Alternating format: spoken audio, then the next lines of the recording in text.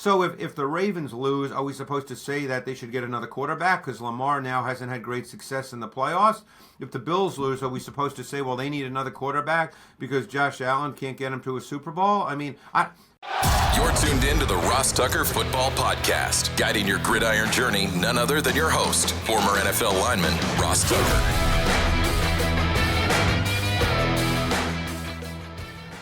Oh, yeah, it is. But it's not just any Ross Tucker Football Podcast. It is a teaching tutorial Thursday. That means the professor, Greg Cosell from NFL Films University, is in the house, which is awesome. We are presented by DraftKings. DraftKings, the crown is yours. You know the deal. Number one, I'm Ross Tucker, former NFL offensive lineman, 5 teams, 7 years. If you're here for the first time, that is wonderful, whether you're listening on audio or watching on DK Network or youtube.com/Ross Tucker NFL. I let you know everything you need to know and have the smartest, most knowledgeable guests in the NFL in 25, 26 minutes or less every single day, Monday through Friday. Welcome to all the new listeners and viewers. Love those of you that spread the word via social media at Ross Tucker NFL or at Ross Tucker Pod, or rate and review the show. That's huge for us on Apple Podcasts, or take advantage of any of our glorious sponsors. It's Big Show time. The Big Show. Okay, Greg, before we get to these 4 games, there's 3, I would say, quarterbacks in particular I wanted to get your opinion on before we get to the 4 divisional round games. Of course, you can check Greg out on social media at Greg Cosell and check out the NFL Matchup Show all weekend long. Let's start, though, with Quinn Ewers, the Texas quarterback. I want to ask you about Sam Darnold, Justin Herbert. Then we'll get into these games. But Quinn Ewers just declared for the NFL draft yesterday. He's been playing at Texas the last couple years. I know you've studied him in the summer. I don't know how much you watched him this year, but I know you've studied him previously. A lot of teams out there that need quarterbacks. What do you see when you watch Quinn Ewers? What do you think he is? yeah, I did him in detail in his 2022 tape and his 2023 tape. Obviously, I know people understand because it's the NFL season. I haven't gotten to the 2024 season for college players yet. Ewers, to me, was always a little bit of a frustrating watch. He always, and again, this is not based on 2024, so I want people to understand that. But he always had poor fundamental mechanics. Too many throws he made without a firm base, the needed lower body balance to deliver the ball precisely. I'd say he's got a plus arm, not a big arm. He throws the ball easily. I would say his arm strength limitations showed up often on deeper throws. The ball kind of lost energy on the back end. When he did set his feet, he could throw the ball pretty well. I didn't view him based on his 2022 and 2023 tape as a high-level prospect. I think there would be a lot of work to do. But as I said, I need to see him from 2024. But he's also not a big guy. So essentially, even though he's not a statue, Ross, you're essentially dealing with a pocket quarterback. So he's going to have to become much better in the details and nuances of playing from the pocket. He's a backup. I think he's a backup. And honestly, I think he's going to have to battle to even be that. I mean, just watching him. I will say I think he's a smart kid. I saw like that 4th and 13 audible against Arizona State. Yeah, in the college I football saw that playoff. on TV. I haven't seen the tape of it, but I saw it on TV. Yeah, I saw that on TV. I think he's smart. It's funny. I do the college draft podcast, Greg, with Emory Hunt. Yeah, I know Emory. And I don't know if it's because he kind of has that 3-quarter delivery or what, but Emory compared him to Kevin Cobb, the former Eagles quarterback, and I can't unsee that now. It's like every time he throws, from Texas I too. think of Kevin Cobb. Yeah. I mean, I just don't think that he's. It's funny how it works because when he came out of high school, which was South Lake Carroll, Texas, as the number 1 recruit, he was one of those guys that people just assume would be a top 5 pick in a draft. I just don't think he's gifted enough to even be in that kind of conversation. No, he's not big. He doesn't have a big arm. He's not fast. he's lacking what I would say the physical characteristics. But we'll I have a would lot agree. of time for him in February and March when we go through your pre-draft series and we get into the quarterbacks. By the way, for people that don't know, we talk after the season's over. Greg and I start to dive into the college prospects leading up to the draft. We go through every position, and it is glorious. One guy I need to ask you about after the last 2 weeks in particular, Sam Darnold, Greg. We Yeah. talked about him last week. He had such a fantastic year. And then the last couple games, I mean, in particular, Monday night, he really looked like he had happy feet to me, Greg. I didn't study him all year like you did, so maybe that's how he looked a lot this year. But I hadn't noticed him just that uneasy and that skittish, I would say, in the pocket. What did you see? I will say this. If you go back to the Lions game the week before, that was the game in which I thought he missed a lot of throws that we'd seen him make all season. He just missed them with poor ball location. Throws that you just have to make, which we had seen. But one of the things that made him so good this season, Ross, was the fact that he was willing to stay in the pocket and comfortably make late in the down throws. I think, I don't study these numbers, but my guess is for people who do, he probably had as high a time from snap to delivery as any quarterback in the league because he was willing to stand in the pocket and make those kinds of throws.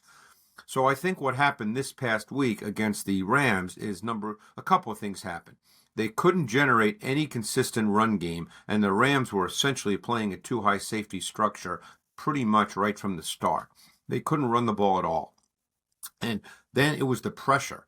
The last 2 weeks, this Viking O-line, and I mentioned this to you last week, that was going to be the deciding factor in the game, the Rams' defensive pass rush front versus the Vikings O-line, and it turned out to be. He was under major, major duress and just finally succumbed to the cumulative effect of pressure. So, I know it's not you personally, but it's so easy for people to say, oh, well, Sam Darnold became Sam Darnold. I mean, there's reasons, there's reasons why things happen. I don't think anybody was suggesting that Sam Darnold was in the conversation for being a top 5 quarterback in the league, but he had a really, really good season. The last 2 weeks were a struggle, and their O-line is just not very good at all and really got exposed the last 2 weeks. It's funny, Greg. I actually saw on social media, I think they tagged you as well, at Greg Cosell, at Ross Tucker NFL, at Ross Tucker Pod. Someone said, Greg nailed it with the Vikings O-line against the Rams D-line being the key to the game. That's why I listened, which I thought was cool because it's exactly right. It's exactly what you mentioned last week. What did you see from Herbert, Greg? That was really surprising given how well he had taken care of the ball all year. But by the way, talk about another offensive line that did not do well. Holy crap. No. I mean, those guys were taking turns. Salyer was getting killed by Nico Autry. The guys coming off the edge. Yep. Herbert was under duress too. Well, and see, this is why it's more detailed and nuanced than people just saying, well, Herbert was bad. Because you have to remember one thing. They are a run-first football team. They play a large percentage of their snaps with Matlock, a converted DN, playing fullback. So let's call him a fullback. They play a high percentage of their snaps at a 21 personnel. They couldn't run the ball at all. So their entire offensive identity, beginning through their first 2-3 possessions, was just broken apart. So now they had to play, as they say, left-handed. And they have no weapons whatsoever. They've got one receiver, and that's Ladd McConkey. And he's terrific at what he is, but he's not Justin Jefferson or Jamar Chase. So their whole way of playing was torn apart. And not only Salyer, but even their 2 tackles, Slater, who's a very good player, and Alt, who's had a really good rookie year, they were kind of handled. And so he was under major, major duress most of the game, and the game just started to get away from them offensively, and it was one of those games. But, I'm always interested when people say these things because I don't know what their next point is. Is their next point that, well, you should trade Justin Herbert and get another quarterback? What is the bottom line point here? That's the stuff I never understood. It's easy to say these things. What are they really saying? Well, I think what they're saying is that Justin Herbert's in their mind, not an elite quarterback, not a guy that should be mentioned among the top 5 until he has some sustained team success, has some postseason success. Yeah, Right or wrong? and by the way, you're going to get into that same thing this week with the loser of the Bills Ravens game, and that's going to be a bunch of BS too. I mean, I don't understand the point here. That so are we? So if the Ravens lose, are we supposed to say that they should get another quarterback because Lamar now hasn't had great success in the playoffs? If the Bills lose, are we supposed to say, well, they need another quarterback because Josh Allen can't get them to a Super Bowl? I mean, I just don't understand the bottom line point. It's as I was joking with you before we started. They must think there's just a quarterback store you go and you get another quarterback, and that guy's going to win a championship for you next year. I love it. I love talking with my guy, Greg Cosell, who, as you know, is typically presented by Smirnoff, the world's #1 vodka. Please drink responsibly. Speaking, Greg, of that D-line for the Texans, this will be my game. Texans, Chiefs. I'm in the booth for Westwood 1 with Kevin Harlan. Oh, good for you. Thank you. Looking forward to it. I feel like, Greg, the edge guys and the corners for the Texans are elite, and that's what gives them a chance in this game. How do you see this game playing out? Yeah, I mean, we always talk about the Mahomes factor because he can be great anytime. The assumption being it's now the playoffs. They've had a lot of rest. I mean, someone like Travis Kelce's had 25 days off. So the feeling is, hey, it's now playoff time, that this offense is going to start to hum. We don't know that, so let's just go by what we know up to this point in the season. Up to this point in the season, this game has the feel of a defensive game more than an offensive game. Wouldn't you agree, based on up to this point in the season? For sure. Sure. I mean, playoffs, anything can happen. We know that. But your point's correct. I mean, those two guys on the edge, Anderson and Hunter, they are really good. And I'll tell you what, Denico Autry is a player now. And, maybe the bigger matchup in this game might be Autry against the left guard Caliendo, because I assume Tooney's still going to play left tackle. So maybe that matchup might be as big as any in the game. And he's not talked about a whole lot. But Stingley and Lassiter, I mentioned Lassiter to you last week, I believe, as well. He's had a phenomenal season. And we know what Stingley is. And they are two of the absolute best corners in the league. So it'll be very interesting to see. I guess the big question is the Kelce factor, because, like I said, with 25 days off, you have to assume he'll be rested, ready to go. How they handle him. But, that's an interesting side of the ball. And keep in mind, one other quick point on the other side of the ball, Trent McDuffie has essentially evolved this season. They play him an outside corner, not in the slot. And he has played more snaps of press man than any corner in the league. And that's the Steve Spagnuolo way. And there's probably no better situational blitzer in the NFL than Spagnuolo, and he uses his defensive backs as blitzers. In fact, the last play of their Week 16 matchup, Texans-Chiefs, was a Steve Spagnuolo special on a blitz where Joshua Williams, the corner, got home and basically ended that game. Interesting. It does feel like the Chiefs blitz their DBs more than other teams. Second most in the league behind the Bucs. Second most in the league behind the Bucs. They have the highest percentage of pressures where a defensive back is part of it. Let's get to the Saturday night game, and it should be awesome. I'm hoping. It's the Commanders against the Lions. What a win for the Commanders, Greg. Their first playoff win since 2005 on the road against the Bucs. Didn't punt, didn't turn it over. I am so impressed with their ability to have these sustained long drives, and also with Daniels' ability to play in the clutch. I still remember last year in the pre-draft process, I don't remember if you said you thought Jaden Daniels was a better prospect than Caleb Williams, but listening to you talk, it certainly sounded like you thought that. What do you think of Daniels and the Commanders against the Lions? I think that, you're dealing with a quarterback that the legs are such a big, big factor. And I'll tell you, what's really interesting about the Commanders this year is they have played more no-huddle snaps by a wide margin than any team in the league. And they've also put Daniels in empty formations far more than any team in the league. And I think, the reason they do that, there's two reasons really, because it forces defenses to simplify, because they have to simplify and declare in both of those situations, when it's no huddle and when it's empty.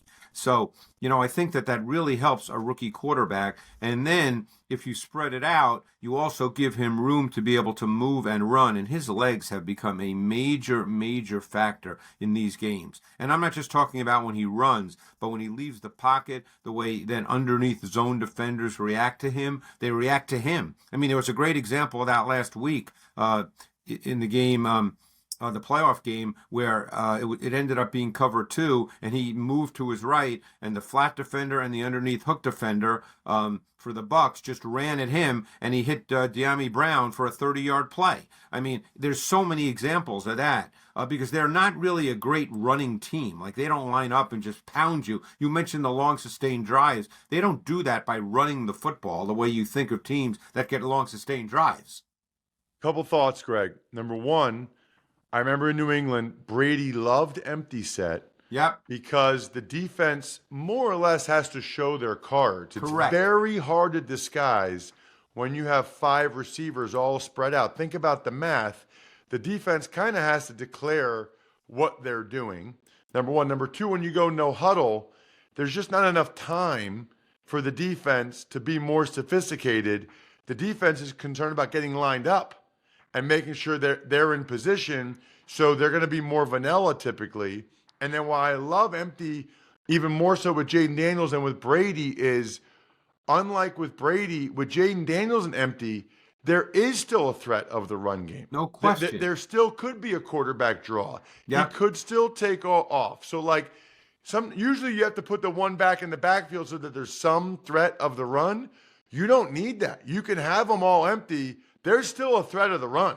You know what I mean? You can't just tee off up the field. You can't have 2-3 wide 3 techniques up the field. He'll just go quarterback draw for 15 yards. No, that's a great point, and that's another factor. But the point, you made the point about what defense is showing their hand. That's why I was saying they simplify. I mean, it makes it theoretically easier for the quarterback, and he's a young quarterback. We lose sight of that. He's still a young quarterback that hasn't seen everything, but it just, by NFL standards, it simplifies the game. What are we looking for, Greg, with the Eagles and the Rams, the first game on Sunday? That's an interesting game. I mean, that was the game they played week 12. That was the game Barkley had 270-plus yard touchdown runs and gained 255. I'm really fascinated in this game because the Rams, their pass rush front, not their main front, but their pass rush front has evolved into maybe being the best in the league, where they have Young and Verse on the outside and Fisk and Turner inside, but that's their pass rush front. And that's what ate up the Vikings, as everybody saw. But Fisk doesn't normally play because he's under 300 pounds. He doesn't normally play in what would be considered more of their base front. They put bigger people in. The Eagles have a defined identity, Ross. I mean, that's who they are. I keep expecting at some point that they're going to work outside the numbers in the pass game. I thought it would happen against the Packers with their corners. I think it could happen this week against the Rams because the Rams basically rotate 3 corners on the outside. They have Williams, Witherspoon, and Durant. And I would imagine the Eagles would feel that A.J. Brown and Devonta Smith could win those matchups, but the Eagles just have not done much of that. And I do not know the reason why. I keep waiting for that to happen. What did you see from Hurts last week? Well, they didn't give him much to do. He started out with a lot of quick rhythm timing throws that got him settled into a game. And then he had some bad snaps where he didn't see things the right way, where he didn't recognize fronts and pressure looks. And you know how coaches are, Ross. If your quarterback is struggling with those kinds of things and you feel you can win without him then being a big factor, that they sort of dialed it back. And they played a close game. Look, when that game got to be 16-10, I'm sure Eagles fans thought, oh, my God, we could lose this game. So the question becomes, will there be a game where they have to drop back Jalen Hurts 35 or 40 times in order to win? We know he's done that in the past. We've seen him do it. We've seen him do it well. It hasn't happened much this year. Let's get to the game of the weekend. It's the Ravens. It's the Bills. You talked about earlier So excited for this game. So many different places we can go. I'll give you a blank slate on this one. Yeah. Oh, this one's hard. I mean, this Ravens offense is so hard to defend. I mean, Lamar Jackson is, he's just it's ridiculous. I mean, their run game is so good. Lamar is a major part of that.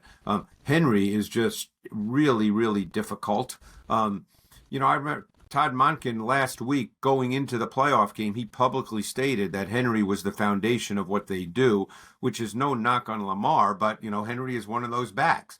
But Lamar makes it so hard. And you saw that against the Steelers. They came out and they almost established Lamar as a runner to start the game, to see, number one, how the Steelers would defend it, but to then make the Steelers have to defend it. And it's just hard. And then the pass game, Lamar has become so much better. He's an accurate thrower of the football now.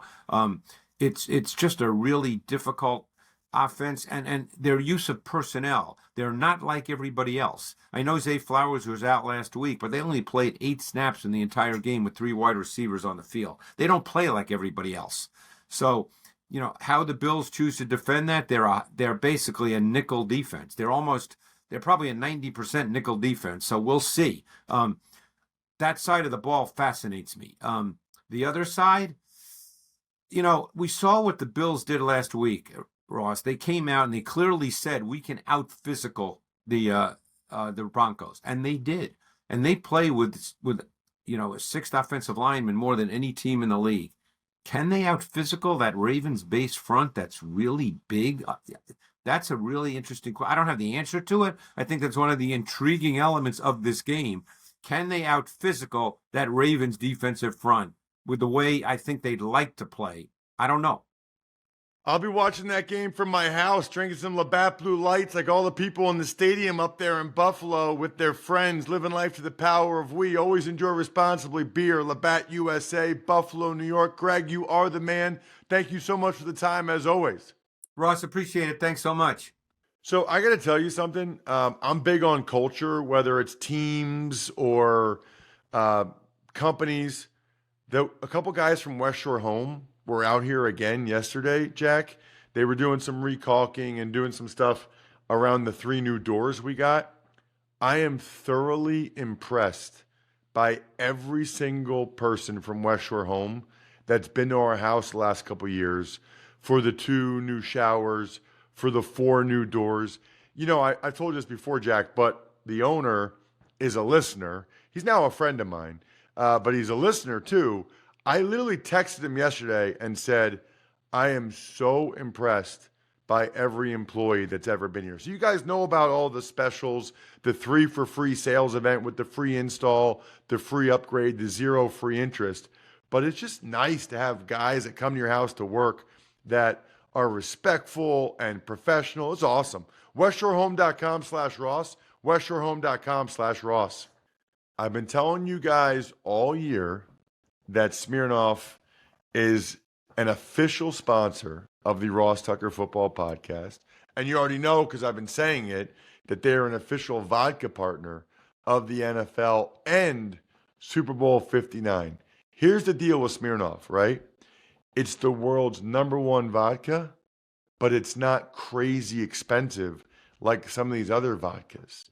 And so many good mixed drinks that you can use with vodka. Right now, they've partnered with Complex, letting fans get their hands on some amazing items, handpicked by celebrities. You can get it for $12.99, some of these things, just like a bottle of Smirnoff. That is awesome. Please drink responsibly. Smirnoff number 21 vodka, distilled from grain, 40% alcohol by volume. The Smirnoff Company, New York, New York. Pricing is at sole discretion of the retailer and may vary by state. Please not share with anyone under legal drinking age.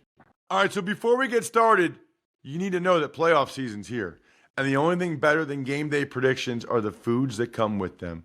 Introducing Tums Fantasy Foodball Pool, brought to you by Tums, America's #1 antacid brand, and DraftKings. Each week leading up to the big game, turn football into foodball by building your best game day plate for a shot at winning a share of $40,000 in cash prizes. Inspired by game day bites and tailgate treats, join the Tums foodball action during this playoff season's most heartburn-inducing time. Visit DraftKings.com/TumsFoodball between January 6th and February 9th to enter for free and select your game day plate before the start of each playoff round. Age and eligibility restrictions apply. Void where prohibited. See terms at DraftKings.com/TumsFoodball. When you feel the heat of the game, don't let heartburn keep you on the sidelines. Try Tums Chewy Bites with a tasty outer shell and soft center for fast relief of heartburn, acid ingestion, and upset stomach. Check out Tums Gummy Bites, featuring a soft and easy-to-chew format for fast relief of occasional heartburn, acid indigestion, sour stomach, and upset stomach. Both available at Amazon, Target, and other major retailers nationwide. And for more heartburn relief fun, be sure to follow Tums at Tums Official on Instagram and TikTok. Tuck's Takes.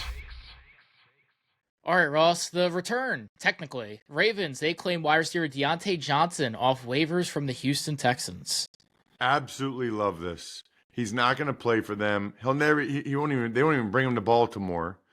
But if some team that's desperate for a receiver gives him a decent contract, maybe it's $4 million for 1 year, whatever it is, this offseason, he will count against the compensatory pick formula for the Ravens. This is just smart. There's no downside. There's only small potential upside, but why not do it if you're the Ravens? I love moves like this from the Ravens. It shows me that the guys running the organization are smart and they know what the heck's going on. The Colts, they're losing a home game this upcoming year because they're going to Berlin to play a game. Well, first of all, I think it's awesome that they're playing a game in Berlin. Secondly, the GM and the head coach are pretty clearly going to be on the hot seat going into next year. That's tough. That's tough to lose a home game to Germany. I mean, that could be the difference between them keeping their jobs or not. It could be the difference between them making the playoffs or not, is whether or not they win that game and having to go to Berlin. I mean, that's probably not what you were hoping for if you're Chris Ballard or Shane Steichen. And Quinn Ewers, you guys mentioned it earlier, he is entering the NFL draft this year. So what's interesting to me about that is he had another year of eligibility, at least another year, and could have gotten a lot of NIL money. And in fact, there are reports out there from people like my guy Dane Brugler from The Athletic that several schools checked in on him about it and were offering him a lot of money, but he's already kind of made a decent amount of money in college. I don't know what his family background is, but he's made a decent amount of money in college. And I don't think he wanted to play for another college program. I think he wanted to finish as a Longhorn. He's from Austin or Dallas or whatever. So I guess I get that. But man, I mean, if you could have locked in $3 million more bucks and been in college for another year or $2.5 million, that does not feel like it was the right business decision, but it's not all about business. I will say this, it's already a Thursday, which means we'll be taking care of business tomorrow in terms of whoever wins by spreading the word via social media, by making a comment or engaging with @RossTuckerPod on social media. Love the reposts or the quote posts. Take advantage of any of our sponsors. In particular, use the code Ross on the Game Time app or westshorehome.com/Ross. Give us a comment on youtube.com/RossTuckerNFL. You're all winners, but I like rewarding a few of you every week. I think we're done here.